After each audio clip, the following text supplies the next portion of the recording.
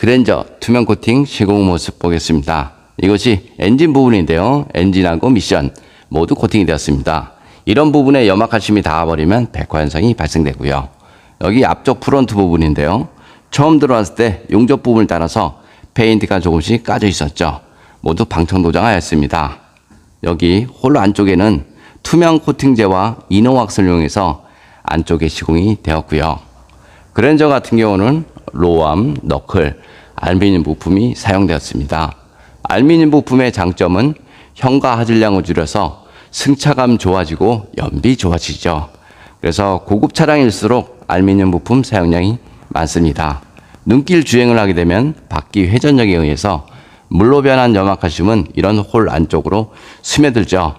바닥면 속, 부품 속, 문짝 속에 반드시 녹방지가 필요하죠. 바닥면 쪽을 보면 이런 홀 속이 있습니다. 이런 안쪽으로 물이 스며들죠. 이런 곳은 염화칼슘이 많이 묻지만 스며들기 어렵죠. 그래서 이런 곳은 사실상 녹이 좀 덜 나는 곳이고요. 물이 머무는 곳이 염화칼슘이 머물죠. 이런 접합 부분, 물이 머물겠죠. 그리고 여기 측면 부분, 여기는 물 빠지는 배수구 자리인데요. 1mm 채 되지 않습니다. 그래서 이런 곳에 두껍게 코팅을 해버리면 물 라인을 막을 수가 있다. 이렇게 보시면 됩니다. 뒤쪽을 보겠습니다. 뒤쪽도 마찬가지 이런 홀 구멍이 있죠. 이런 홀 구멍이 있는데요. 하부 세차를 하게 되면 그 안쪽으로 물이 유입이 되죠. 그래서 어느 한 곳으로 모이게 되는데요. 모이는 곳은 녹이 난다. 이렇게 보시면 됩니다. 뒤쪽 휠하우스 부분이죠. 저쪽에도 마찬가지 홀 구멍들이 다 있습니다. 그래서 하부 세차를 하게 되면 차체 속으로, 부품 속으로 물이나 오염물이 들어간다. 이렇게 보시면 됩니다. 머플러 코팅 모두 하였습니다. 머플러 코팅을 해도 녹은 발생이 되지만 하지 않은 거에 비해서 10배는 좋다. 이렇게 보시면 되고요. 물이 머무는 곳은 이런 곳이죠. 볼트나 너트 이런 곳이 물이 머무니까요. 이런 좁은 틈에 꼼꼼하게 코팅을 하시는 것이 좋습니다. 넓은 면적에 두껍게 코팅을 한다고 해서 녹방지가 잘 되는 건 아니죠. 자동차 녹방지하고는 코팅 두께하고는 전혀 상관이 없습니다. 그럼 투명 코팅 장점을 보겠습니다. 투명 코팅은 염화칼슘이 묻는 모든 곳에 코팅이 가능하죠. 그리고 코팅제가 투명하기 때문에 속면에 녹이 나면 육안으로 보입니다.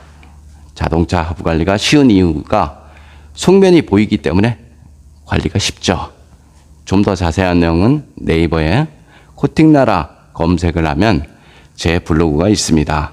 그거 보면 시공 방법, 시공 가격 이런 것들이 잘 나와 있고요. 그리고 코팅나라는 여기 바디면 쪽에는 고무 코팅제를 이용해서 시공이 되었습니다. 이상 코팅나라에서 알려드렸습니다. 감사합니다. 그랜저 엔진룸 코팅 시공 모습 보겠습니다.